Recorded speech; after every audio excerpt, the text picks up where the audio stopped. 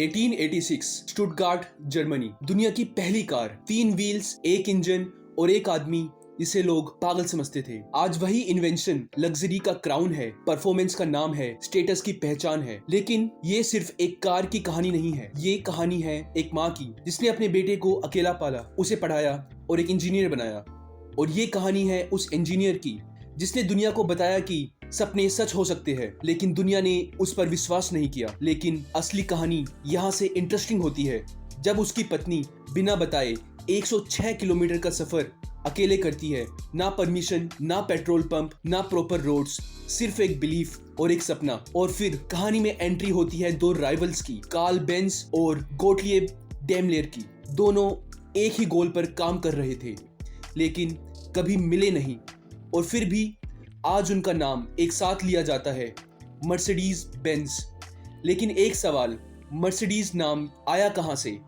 एक बिजनेसमैन और उसकी बेटी की नाम से। एक पिता का प्यार जो आज दुनिया की सबसे आइकॉनिक लग्जरी ब्रांड का हिस्सा बन चुका है। 135 साल, 2 इन्वेंटर्स, 3 कंपनीज और 1 स्टार। ये कहानी है स्ट्रगल की, ये कहानी है विजन की, और ये कहानी है उन लोगों की जिन्होंने कार को सिर्फ मशीन नहीं बल्कि एक आर्ट बना दिया। ये कहानी है मर्सिडीज बेंज की, और इस कहानी को समझने के लिए हमें शुरू से शुरू करना होगा। नमस्ते दोस्तों, आप देख रहे हो एज क्रेजी एज गुड, और आज हम जानेंगे मर्सिडीज बेंज की कंप्लीट कहानी। 1886 की उन सड़कों से जहां लोग इस इन्वेंशन से डरते थे, ये लेकर आज तक जहां ये दुनिया की सबसे पावरफुल ऑटोमोटिव ब्रांड्स में से एक है, और देखेंगे कैसे एक इंजीनियर का सपना एक ग्लोबल एम्पायर में बदल गया। तो चलिए शुरू करते हैं। तो कहानी शुरू होती है 19वीं सेंचुरी के जर्मनी से, 2 ऐसे इन्वेंटर्स के साथ जो एक दूसरे के राइवल्स थे, लेकिन वक्त के साथ उनके नाम हमेशा के लिए एक हो गए। और उनमें से पहला नाम है कार्ल बेंज। कार्ल बेंज का जन्म 1884 में जर्मनी की कार्लस्रूहे सिटी में हुआ। अब उनके पेरेंट्स की बात करते हैं। उनके फादर जोहान जॉर्ज बेंज एक लोकोमोटिव ड्राइवर थे, यानी ट्रेन्स के इंजीनियर। उनका काम था ट्रेन्स को चलाना और उनके इंजन्स को समझना। इसका असर कार्ल पे बचपन से ही पड़ गया। लेकिन जब कार्ल सिर्फ 2 साल के थे, उनके फादर की निमोनिया से डेथ हो गई। सडनली फैमिली का फाइनेंशियल बैकबोन टूट गया। कार्ल की मदर जोसेफिन ने अकेले बच्चे पालने के लिए बहुत मेहनत की। तो हम समझ सकते हैं कि कार्ल बेंज की फैमिली की शुरुआती फाइनेंशियल कंडीशंस काफ़ी चैलेंजिंग थी। वो एक स्ट्रगलिंग मिडिल क्लास फैमिली से ताल्लुक़ रखते थे। उनके पास ज़्यादा पैसे नहीं थे, लेकिन उनकी मदर ने कार्ल की पढ़ाई कभी भी रुकने नहीं दी। आगे चलकर कार्ल को पढ़ने के लिए स्कॉलरशिप भी मिली। उनकी मदर चाहती थी उनका बेटा एक स्टेबल जॉब करे, कोई गवर्नमेंट एम्प्लॉय या प्रोफेसर बन जाए। लेकिन कार्ल को मैकेनिकल चीज़ों में, इंजन्स में बहुत इंटरेस्ट था। वो बचपन से ही छोटी मोटी मशीन्स अलग करके दोबारा जोड़ दिया करते थे। उन्होंने इंजीनियरिंग की पढ़ाई की और फिर अपना खुद का वर्कशॉप खोल लिया। लेकिन शुरुआत में उनका बिजनेस कुछ खास नहीं चला। वो एक मैकेनिकल वर्कशॉप चलाते थे, लेकिन उनका मन था कुछ ऐसा बनाया जाए जो दुनिया ने कभी भी अभी तक नहीं देखा हो। अब हमारी स्टोरी का दूसरा बड़ा नाम गोटलिब डेमलर। गोटलिब का जन्म 1834 में जर्मनी की शोनडोर्फ सिटी में एक बेकर के यहाँ हुआ। तो mister Gottlieb Daimler Karl Benz से उम्र में 10 साल बड़े थे। गोटलिब का भी बैकग्राउंड सिंपल था। उनके फादर एक बेकरी शॉप चलाते थे। गोटलिब को भी इंजीनियरिंग में ही इंटरेस्ट था। उन्होंने गनस्मिथ की ट्रेनिंग ली, यानी कि बंदूक बनाने की ट्रेनिंग ली, और बाद में इंजीनियरिंग करी। गोटलिब डेमलर और कार्ल बेंज दोनों का गोल थोड़ा मिलता जुलता था। कार्ल बेंज ने अपना सारा फोकस एक सेल्फ प्रोपेल्ड व्हीकल बनाने में लगा दिया, क्योंकि उनके टाइम में सारे व्हीकल्स को एक एनिमल यानी हॉर्स को खींचना पड़ता था। सेल्फ प्रोपेल्ड व्हीकल एक ऐसा व्हीकल होता है जो सिर्फ अपनी इंजन की पावर से चल सके, बिना किसी एनिमल की हेल्प से। और गोटलिब डेमलर को पूरे व्हीकल को डिज़ाइन करने की बजाय स्पेसिफिकली उसके इंजन में ज़्यादा इंटरेस्ट था। छोटे पावरफुल इंजन्स जो हर जगह यूज़ हो सके, चाहे वो बोट हो, कैरेज हो या फिर फ्लाइंग मशीन। लेकिन कार्ल बेंज का फोकस इंजन के साथ साथ पूरे ओवरऑल व्हीकल के डिज़ाइन पर भी था। कार्ल बेंज ने 1885 में अपना पहला मोटर वैगन, ये दुनिया की पहली पेट्रोल पावर्ड कार थी। उनके इस व्हीकल में 3 पहिए थे, आगे एक छोटा और पीछे 2 बड़े। कार्ल बेंज एक इंट्रोवर्ट नेचर के इंसान थे। वो पब्लिक अटेंशन से बचना चाहते थे। उनके लिए ये एक क्रिएटिव इन्वेंशन थी, लेकिन बिजनेस का पर्सपेक्टिव उतना स्ट्रॉन्ग नहीं था। काफी लोग कार्ल बेंज के व्हीकल से डरते थे, क्योंकि उस टाइम पे सभी लोगों को आदत थी घोड़े और बैल का इस्तेमाल करके अपने व्हीकल को चलाने की। लेकिन कार्ल बेंज ने जो व्हीकल बनाया था वो बिना किसी एनिमल की हेल्प के इंजन की मदद से चलता था, जो कि काफी शोर भी करता था और काफी धुआं भी निकालता था। तो लोगों को कार्ल के व्हीकल की सेफ्टी पर भी डाउट था। जब कार्ल बेंज अपने व्हीकल को रोड पर ले जाते थे तो लोग चिल्लाते थे, बच्चे डर से भागते थे और कुछ लोग तो इसे शैतान की सवारी तक कहने लग गए थे। कार्ल बेंज ने जब ये कार बनाई तो वो इसे रोड पे टेस्ट ड्राइव के लिए तो ले जा सकते थे, लेकिन ऑफिशियल पब्लिक यूज के लिए गवर्नमेंट ने परमिशन नहीं दी थी। उनका बिजनेस ऑलमोस्ट फेल होने वाला था, उनके पास पैसे खत्म हो रहे थे। अब आता है स्टोरी में एक इंटरेस्टिंग ट्विस्ट। उनकी वाइफ बेर्था बेंज ने एक ऐसा काम किया जो हिस्ट्री में गोल्डन लेटर्स में लिखा गया। बेर्था बेंज खुद एक इंटेलिजेंट और करेजियस लेडी थी। उनको अपने हस्बैंड की काबिलियत पर पूरा भरोसा था। 1888 में एक दिन बिना अपने हस्बैंड को बताए बेर्था बेंज अपने 2 बेटों के साथ अपने हस्बैंड द्वारा बनाई गई मोटर वैगन कार लेकर 106 किलोमीटर दूर अपनी मदर के घर चली गई, वो भी बिना गवर्नमेंट की परमिशन के। उस टाइम ना ही कार्स के लिए प्रॉपर अच्छी रोड थी और ना ही पेट्रोल पंप्स थे। रास्ते में कार बार बार खराब होती थी, कभी फ्यूल लाइन ब्लॉक होती तो बेर्था अपने बालों में लगाए जाने वाले पिन से साफ करती, कभी पेट्रोल खत्म हो जाता तो केमिस्ट शॉप से ले आती, और कभी ब्रेक का पार्ट खराब होता तो अपने शूज के लेदर से ठीक कर देती। जब फाइनली बेर्था बेंज अपनी मदर के घर पहुंची 106 किलोमीटर का सफर तय करने के बाद, तो उनके हस्बैंड कार्ल बेंज को पता चला कि दुनिया अब उनकी इन्वेंशन को सीरियसली लेने लगी है, क्योंकि बेर्था बेंज की इस जर्नी ने उनके हस्बैंड कार्ल बेंज की मोटर वैगन की इन्वेंशन को ग्लोबल फेम दिलाई। न्यूज़पेपर में उनकी इस जर्नी के बारे में छपा। लोगों ने देखना शुरू किया कि अगर एक औरत इतनी दूर सेफली ट्रैवल कर सकती है तो इसका मतलब कार्ल बेंज की मोटर वैगन कार की इन्वेंशन सेफ और यूजफुल है। इसके बाद कार्ल बेंज को कार्स के ऑर्डर्स आने शुरू हो गए। दूसरी तरफ गोटलीब डेमलर ने अपने पार्टनर विल्हेल्म मेबैक के साथ मिलकर 1886 में पहला 4 व्हील्ड मोटर कैरेज बनाया। उन्होंने पहली मोटरसाइकिल भी बनाई थी। गोटलीब डेमलर का अप्रोच कार्ल बेंज से थोड़ा बेहतर था, क्योंकि उनमें बिजनेसमैन और इन्वेंटर दोनों का स्किल था। इसीलिए उन्होंने अपने इंजन्स को सेल करने पर ज़्यादा फोकस किया। तो 1880s के एंड तक 2 लोग, 2 अलग कंपनीज, दोनों एक दूसरे की स्पेस के बारे में अवेयर थे, लेकिन मिलके नहीं काम कर रहे थे। कार्ल बेंज एक इंट्रोवर्ट थे और गोटलीब डेमलर एक एक्सट्रोवर्ट। कार्ल बेंज ने बेंज एंड जी नाम से कंपनी बनाई और गोटलीब डेमलर ने डेमलर मोटोरेन गेसेलशाफ्ट, जिसका शॉर्ट फॉर्म है डीएमजी, इस नाम से कंपनी बनाई। अब कार्ल बेंज तो अपनी कार को बेंज के नाम से बेच रहे थे, लेकिन गोटलीब डेमलर की कंपनी का नाम था डेमलर मोटोरेन गेसेलशाफ्ट। लेकिन बेंज कंपनी के नाम को आज हम मर्सिडीज बेंज के नाम से क्यों बुलाते हैं, यानी कि ये मर्सिडीज नाम के जुड़ने के पीछे क्या कहानी है, इसके लिए हमको जानना पड़ेगा अपनी स्टोरी के तीसरे बिजनेसमैन के बारे में, जिनका नाम था एमिल जेलिनेक। एमिल जेलिनेक एक ऑस्ट्रियन एरिस्टोक्रेट थे जो एक सक्सेसफुल बिजनेसमैन थे और कार्स के बहुत बड़े एंथुजियास्ट थे।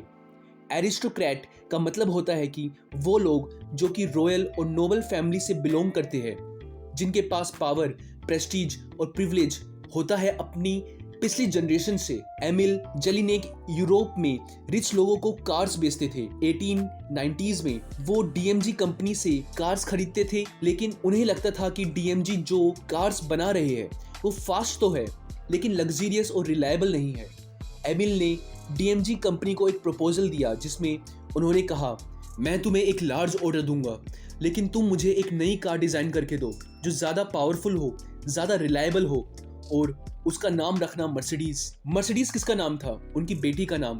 मर्सिडीज जलीनेक, उनकी बेटी के लिए उनका प्यार इतना था कि उन्होंने कंडीशन रख दी, कार में मेरा नाम नहीं, मेरी बेटी का नाम होगा। मर्सिडीज नाम का मतलब होता है ग्रेस, और ये नाम कार की पर्सनैलिटी के साथ परफेक्टली फिट हो गया। डीएमजी ने ये डील एक्सेप्ट की। 1901 में मर्सिडीज 35 HP नाम से कार लॉन्च हुई। ये कार इतनी एडवांस थी, इतनी स्टाइलिश थी कि इसने दुनिया की कार इंडस्ट्री का स्टैंडर्ड ही बदल दिया। इसमें लोअर सेंटर ऑफ ग्रेविटी था, लाइट वेट इंजन था, और जो डिजाइन था वो आज की मॉडर्न कार्स का फाउंडेशन बना। मर्सिडीज नाम इतना फेमस हो गया कि डीएमजी कंपनी ने बाद में सारी कार्स के लिए ये मर्सिडीज नाम ट्रेडमार्क रजिस्टर करा लिया। जब भी कोई डीएमजी कंपनी की कार देखता वो केवल मर्सिडीज नाम से पुकारता। लेकिन बदकिस्मती से गोटलिब डेमलर हार्ट डिजीज की वजह से 65 ईयर्स की एज में 6 मार्च 1900 में गुजर गए, जिसकी वजह से वो मर्सिडीज कार की सक्सेस को करीब से नहीं देख पाए। अब इस वक्त दो आइकॉनिक ब्रांड्स थे, बेंज एंड सी जो कि कार्ल बेंज की कंपनी है, और डेमलर मोटोरेन गेसेलशाफ्ट जिसका फ्लैगशिप नाम था मर्सिडीज। दोनों अलग थे और दोनों एक दूसरे के कॉम्पिटिटर थे। फिर आया 20th सेंचुरी का दौर। वर्ल्ड वॉर 1 28 जुलाई 1914 से लेकर 11 नवंबर 1918 तक चला। जर्मनी वॉर में हार गई, इकोनॉमिक क्राइसिस आ गया, इन्फ्लेशन यानी कि महंगाई आसमान छूने लगी। वॉर के बाद बेंज एंड सी कंपनी और डीएमजी कंपनी दोनों ही स्ट्रगल कर रहे थे। रॉ मटेरियल की शॉर्टेज थी, लेबर की शॉर्टेज थी, और जो कार्स वो बना रहे थे उनकी डिमांड गिर गई क्योंकि लोगों के पास लग्जरी कार खरीदने के पैसे ही नहीं थे। मार्केट में एक थर्ड प्लेयर भी आ गया था, अमेरिकन कंपनी फोर्ड, जो कि अफोर्डेबल कार्स बना रहे थे। फोर्ड कंपनी कार का मॉडल टी एक रेवोल्यूशन था, सिंपल, रिलायबल और इतना सस्ता कि मिडिल क्लास फैमिली भी खरीद सकती थी। जर्मन लग्जरी ब्रांड्स के लिए ये टाइम काफी मुश्किल था, जिसके चलते पहली बार दो राइवल कंपनीज यानी कि बेंज एंड सी कंपनी और डीएमजी कंपनी के बीच एक अंडरस्टैंडिंग बनी। बिजनेस सेंस ने राइवलरी को डिफीट कर दिया था।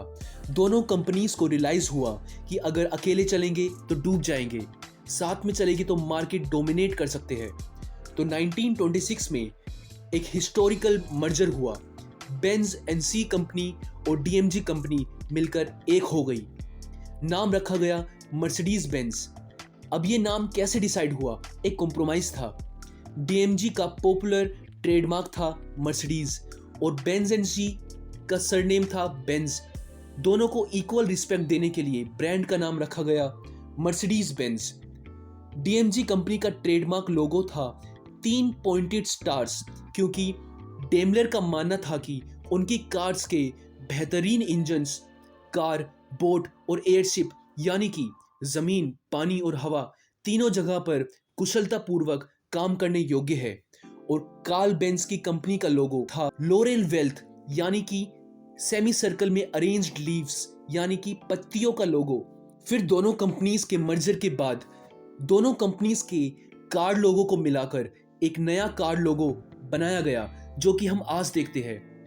और अगर हम ध्यान से देखेंगे तो नए लोगों में उनके दोनों पुराने कार लोगोस की झलक दिखाई पड़ती है। मर्सिडीज बेंज ने डिसाइड कर लिया कि वो मास मार्केट में कभी नहीं जाएंगे, वो सिर्फ प्रीमियम सेगमेंट में रहेंगे और जो भी बनाएंगे वो दुनिया का बेस्ट होगा। आगे चलकर Karl Benz age related illness के चलते 84 ईयर्स की उम्र में 4 अप्रैल 1929 को गुजरे। 1930s में मर्सिडीज बेंज ने मोटर स्पोर्ट में दुनिया पर राज किया। उनकी सिल्वर एरोज ने रेसिंग ट्रैक्स पर इतनी डोमिनेंस दिखाई कि वो लेजेंड बन गए। सिल्वर एरोज का नाम इसलिए पड़ा क्योंकि एक रेस में उनकी कार पे वाइट पेंट नहीं था तो उन्होंने मेटल का ओरिजिनल सिल्वर कलर दिखा दिया और उसके बाद से वो सिल्वर में ही रेसिंग कार बनाने लगे। इस डोमिनेंस ने उनकी इंजीनियरिंग का दौरा पूरी दुनिया में फैला दिया, लेकिन इसके साथ ही आया वर्ल्ड वॉर 2। इस वॉर में मर्सिडीज बेंज जैसी बहुत सी जर्मन कंपनीज थी जिनका मिलिट्री प्रोडक्शन में हाथ था। उन्होंने ट्रक्स, एयरक्राफ्ट इंजन्स, टैंक्स के लिए पार्ट्स बनाए। वॉर के बाद जर्मनी डिवाइड हो गया। मर्सिडीज बेंज की फैक्ट्रीज बॉम्बिंग्स में ऑलमोस्ट डिस्ट्रॉय हो गई थी। एलाइज फोर्सेस ने उनकी फैक्ट्रीज पर इंटेंस बॉम्बिंग की थी क्योंकि उनकी फैक्ट्रीज जर्मन वॉर मशीन का हिस्सा थी। 1945 के बाद एक नया चैप्टर शुरू हुआ। उनका जो हेडक्वार्टर्स स्टुटगार्ट में था वो खत्म हो चुका था, लेकिन मर्सिडीज बेंज का जो डीएनए था इंजीनियरिंग वो बचा हुआ था। उन्होंने वॉर के बाद जल्दी से लग्जरी सेडान्स बनाना शुरू कर दिया। 1951 में उन्होंने मर्सिडीज बेंज 300 नाम से एक नई कार लॉन्च की जर्मनी के फर्स्ट चांसलर कॉनराड एडिनोयर के लिए, जो कि उन्हें बेहद पसंद आई। वो इस कार को अक्सर अपने ऑफिशियल कार के तौर पे यूज करने लगे, जिसके चलते इस कार का नाम उनके नाम पर पड़ा 300 एडिनोयर। ये कार इतनी लग्जरियस थी कि वो यूरोप के एरिस्टोक्रेट्स और पॉलिटिशियंस के बीच में बहुत पॉपुलर हुई। 1950s और 60s में मर्सिडीज बेंज ने एक रेपुटेशन बनाई अनकिलेबल कार्स, यानी टैंक की तरह सॉलिड। उनकी W114 और W115 कार सीरीज, जिसे स्ट्रोक 8 कहा जाता था, इतनी रिलायबल थी कि लोग आज भी इन्हें यूज करते हैं। इस वक्त उनकी स्ट्रेटेजी क्लियर थी, लग्जरी, सेफ्टी, ड्यूरेबिलिटी पे फोकस करना। इन्होंने सेफ्टी फीचर्स पे सबसे पहले काम करना शुरू किया। बेला बेरेनिये नाम के इंजीनियर ने क्रम्पल जोन का कंसेप्ट दिया, जो मर्सिडीज बेंज ने सबसे पहले इंप्लीमेंट किया। ये कॉन्सेप्ट आज हर कार में इस्तेमाल होता है। क्रम्पल जोन कंसेप्ट और फीचर का मतलब होता है कि जानबूझकर कार के बाहरी हिस्से को कुछ ऐसे डिजाइन किया जाए कि वो एक्सीडेंट के वक्त ज्यादातर इम्पैक्ट को एब्जॉर्ब करके टूट जाए, ताकि अंदर बैठे पैसेंजर्स तक इम्पैक्ट कम पहुंचे और उन्हें चोट कम आए। क्रम्पल जोन के कंसेप्ट और फीचर से पहले सभी कार्स काफी रिजिड और हार्ड डिजाइन होती थी, जिसकी वजह से एक्सीडेंट के समय मैक्सिमम इम्पैक्ट या फोर्स डायरेक्टली पैसेंजर्स तक पहुंचता था, जिसके चलते लोगों को इंजरीज ज्यादा होती थी। मर्सिडीज बेंज ने सेफ्टी को ध्यान में रखते हुए एयरबैग्स, एबीएस और एंटी लॉकिंग ब्रेकिंग सिस्टम पे भी रिसर्च शुरू कर दी थी, जब बाकी कंपनीज को इन चीजों का पता भी नहीं था। मर्सिडीज का अप्रोच था कि सेफ्टी को लग्जरी का हिस्सा बना दो, ना कि एक एक्स्ट्रा फीचर। 1990s आते आते मर्सिडीज बेंज का नाम अनबीटेबल था। लग्जरी कार सेगमेंट में उनका कोई कंपटीशन नहीं था। BMW उनका क्लोजेस्ट कॉम्पिटिटर था, लेकिन मर्सिडीज की जो रेपुटेशन थी वो किसी और के पास नहीं थी। लेकिन सक्सेस के साथ और कॉन्फिडेंस भी आता है, और 1990s के एंड में मर्सिडीज ने अपनी हिस्ट्री की सबसे बड़ी स्ट्रेटेजिक मिस्टेक कर दी। पहला चैलेंज आया ए क्लास रोल ओवर स्कैंडल से। 1997 में मर्सिडीज ने अपनी एंट्री लेवल कार लॉन्च की, ए क्लास। ये कार उनके लिए गेम चेंजर थी, क्योंकि ये रिलेटिवली अफोर्डेबल थी। उनका टारगेट था कि नए यंग बायर्स को मर्सिडीज में लाना, लेकिन लॉन्च से थोड़े टाइम पहले एक स्वीडिश जर्नलिस्ट ने मूज टेस्ट किया। ये एक इमरजेंसी मैनुअर टेस्ट होता है, जिसमें कार को अचानक से टर्न करना पड़ता है, जैसे मूज या कोई एनिमल रोड पे आ जाए। इस टेस्ट में ए क्लास गाड़ी मर्सिडीज की रोल हो गई, पलट गई। मर्सिडीज की जो इमेज थी safest car in the world, वो एक झटके में तबाह हो गई। इस एक्सीडेंट के बाद उनका शेयर प्राइस काफी नीचे गिर गया। रेपुटेशन को तगड़ा झटका लगा। मीडिया ने इसे बहुत बड़ा इशू बनाया, लेकिन मर्सिडीज ने जो किया वो आज की कंपनीज के लिए एक मिसाल है। उन्होंने सारी कार्स रिकॉल कर ली, इलेक्ट्रॉनिक स्टेबिलिटी प्रोग्राम जो ESP होता है सब में स्टैंडर्ड कर दिया, और 6 मंथ्स के अंदर सभी प्रॉब्लम्स फिक्स कर दी। इस इंसिडेंट ने उन्हें सिखा दिया कि अगर आप बेस्ट का लेबल लगाना चाहते हो तो एक छोटी सी मिस्टेक भी आपको बहुत भारी पड़ सकती है। दूसरा चैलेंज आया डेमलर क्राइसलर मर्जर से, जिसे बहुत लोग द बिग मिस्टेक भी कहते हैं। 1998 में मर्सिडीज बेंज की पेरेंट कंपनी यानी कि डेमलर बेंज कंपनी ने एक अमेरिकन कार कंपनी क्राइसलर के साथ मिलकर एक मर्जर कर लिया। इसे मर्जर ऑफ इक्वल्स कहा गया, लेकिन रियलिटी में दोनों कंपनीज बिल्कुल अलग सोच और वर्किंग स्टाइल की थी। जर्मन टीम्स ज्यादा सिस्टमैटिक और परफेक्शन फोकस्ड थी, जबकि अमेरिकन टीम्स फास्ट डिसीजंस और कॉस्ट कटिंग पर फोकस करती थी। इस डिफरेंस की वजह से कोऑर्डिनेशन प्रॉब्लम शुरू हो गई, डिसीजंस स्लो हो गए और काम एफिशिएंटली नहीं हो पाया। सबसे बड़ा प्रॉब्लम तब आया जब मर्सिडीज के हाई क्वालिटी स्टैंडर्ड्स को क्राइसलर के प्लांट्स में अप्लाई करना मुश्किल हो गया। इस वजह से क्वालिटी इश्यूज बढ़ने लगे और धीरे धीरे मर्सिडीज का प्रीमियम इमेज भी इफेक्ट होने लगा। दूसरी तरफ क्राइसलर खुद फाइनेंशियली स्ट्रगल कर रही थी, प्रॉफिट्स गिर गए और डेमलर को उसे चलाने के लिए लगातार पैसे लगाने पड़े, यानी एक्सपेक्टेड फायदा मिलने की बजाय लॉसेस बढ़ते गए।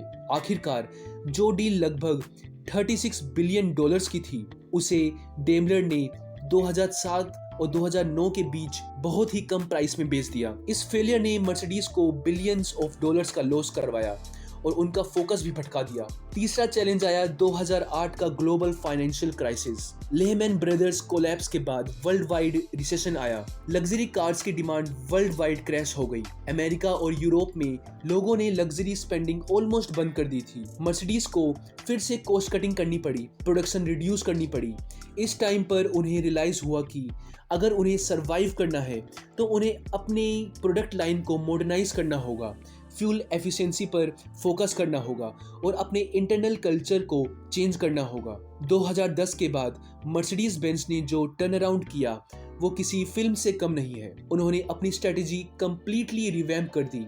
डीटेल जेट से जो मर्सिडीज बेंज के उस टाइम पर सीईओ थे, उन्होंने फोकस किया प्रोडक्ट फर्स्ट। उन्होंने एस क्लास की एक नई जनरेशन W222 लॉन्च की, जिसने दुनिया की लग्जरी कार का बेंचमार्क फिर से सेट कर दिया। इस एस क्लास में इतनी टेक्नोलॉजी थी कि लोग कहने लगे कि ये कार नहीं, एक लग्जरी सेडान है जो फ्यूचर से आई है। फिर उन्होंने एंट्री लेवल सेगमेंट में कार्स लॉन्च की, ए क्लास, CLA, GLA, जो यंग बायर्स को अट्रैक्ट करती थी। इन कार्स में स्पोर्टी डिजाइन और अफोर्डेबल प्राइसिंग थी, जो मर्सिडीज के ट्रेडिशनल बायर से बिल्कुल अलग थी। सेल्स रिकॉर्ड ब्रेकिंग गए। 2016 से 2020 तक मर्सिडीज बेंज दुनिया की नंबर 1 लग्जरी कार ब्रांड थी, BMW को भी पीछे छोड़कर। लेकिन अब एक नया चैलेंज है, इलेक्ट्रिक मोबिलिटी और टेक डिस्ट्रप्शन। दुनिया EVs की तरफ शिफ्ट कर रही है। टेस्ला ने लग्जरी EV सेगमेंट में जो लीड ली है वो मर्सिडीज के लिए अब सबसे बड़ा चैलेंज है। टेस्ला ने ना सिर्फ इलेक्ट्रिक कार्स बनाई, बल्कि उन्होंने car buying experience, software updates और डायरेक्ट टू कंज्यूमर मॉडल को रीडिफाइन कर दिया। अब मर्सिडीज की नई स्ट्रेटेजी है इलेक्ट्रिक फर्स्ट। उन्होंने अपना EQ रेंज लॉन्च किया और रिसेंटली उन्होंने कहा कि 2030 तक जहां भी मार्केट कंडीशंस अलाउ करे वहां वो फुल्ली इलेक्ट्रिक हो जाएंगे। उन्होंने अपने internal combustion engine development almost रोक दिए और सारा इन्वेस्टमेंट इलेक्ट्रिक पावर ट्रेन और बैटरी टेक्नोलॉजी में लगा दिया। आज मर्सिडीज बेंज का जो करंट सीईओ है ओला कैलेनियस, उन्होंने एक और इंटरेस्टिंग शिफ्ट किया है। उन्होंने कहा हम मास मार्केट नहीं, हम अल्ट्रा लग्जरी बनाएंगे। उन्होंने अपनी चीपेस्ट कार्स को रिड्यूस कर दिया है और अपने मोस्ट एक्सपेंसिव कार्स जैसे कि मर्सिडीज मेबैक, AMG और जी वैगन को एक्सपेंड कर रहे हैं, क्योंकि उनका लॉजिक है कि लग्जरी सेगमेंट में जो मार्जिन्स है वो वॉल्यूम से ज्यादा इंपॉर्टेंट है। अगर आप एक एस क्लास बेचते हो तो उसका मार्जिन 20 से 25% हो सकता है, जबकि एक एंट्री लेवल कार का मार्जिन सिर्फ 5 से 8% होता है। इसलिए वो अब टॉप एंड सेगमेंट पे फोकस कर रहे हैं। और एक और चीज, आज मर्सिडीज बेंज सिर्फ एक कार कंपनी नहीं है, वो एक टेक्नोलॉजी कंपनी बन रही है। उनका जो नया एस क्लास आया है उसमें आपको AI, rear seat airbags, 3D instrument cluster जैसे फीचर्स मिलते हैं जो सिर्फ साई-फाई मूवीज में देखने को मिलते हैं। उन्होंने अपना खुद का ऑपरेटिंग सिस्टम बनाया है, मर्सिडीज बेंज ऑपरेटिंग सिस्टम या MB-OS, जो उनकी कार्स में AI और कनेक्टिविटी को पावर करता है। तो ये कहानी थी कार्ल बेंज, जो एक विडो मदर का बेटा था, स्कॉलरशिप पर पढ़ा और दुनिया की पहली कार बनाई। गोटलीब डेमलर, एक बेकर का बेटा जिसने इंडस्ट्रियल रेवोल्यूशन में अपना नाम लिखवाया। एक ऑस्ट्रेलियन बिजनेसमैन जिसने अपनी बेटी के नाम पर आइकॉनिक ब्रांड मर्सिडीज दिया। और फिर 2 राइवल्स का मिलके दुनिया की सबसे पावरफुल ऑटोमोटिव एम्पायर बनाना। अगर आप इस कहानी का एसेंस समझो तो एक ही चीज निकल कर आती है, अडेप्टेबिलिटी। पहले उन्होंने स्टीम इंजन को पेट्रोल इंजन में बदला, फिर वॉर के बाद खुद को रीबिल्ड किया, फिर 90s की और कॉन्फिडेंस से सीखा, फिर अमेरिकन मर्जर के फेलियर से भी सीखा और आज इलेक्ट्रिक एरा में वो फिर से इनोवेट कर रहे हैं। आज मर्सिडीज बेंज का फाइनेंशियल हेल्थ क्या है? 2023 में उन्होंने रिकॉर्ड रेवेन्यू जनरेट किया, अप्रोक्सीमेटली 150 बिलियन यूरोस। उनकी मार्केट कैपिटलाइजेशन स्ट्रॉन्ग है, अराउंड 70 to 80 बिलियन डॉलर्स। उनका फोकस अब हाई एंड लग्जरी और इलेक्ट्रिक पर है। 135 साल पहले जो एक सिर्फ सिंगल सिलेंडर इंजन वाली कार थी, आज वो AI powered electric autonomous vehicles बन रहे हैं। तो ये थी मर्सिडीज बेंज की बिजनेस स्टोरी। आपको कैसी लगी? कमेंट करके ज़रूर बताना, क्योंकि मैं एक नया क्रिएटर हूँ, तो मुझे आपके कमेंट्स पढ़ने में काफ़ी दिलचस्पी है। और अगर आपको ऐसी ही आइकॉनिक बिजनेस स्टोरीज देखनी है तो प्लीज़ चैनल को सब्सक्राइब करना मत भूलना। अगर आपको ये वीडियो पसंद आई हो तो लाइक बटन ज़रूर दबाना। मिलते हैं नेक्स्ट वीडियो में। Thank you.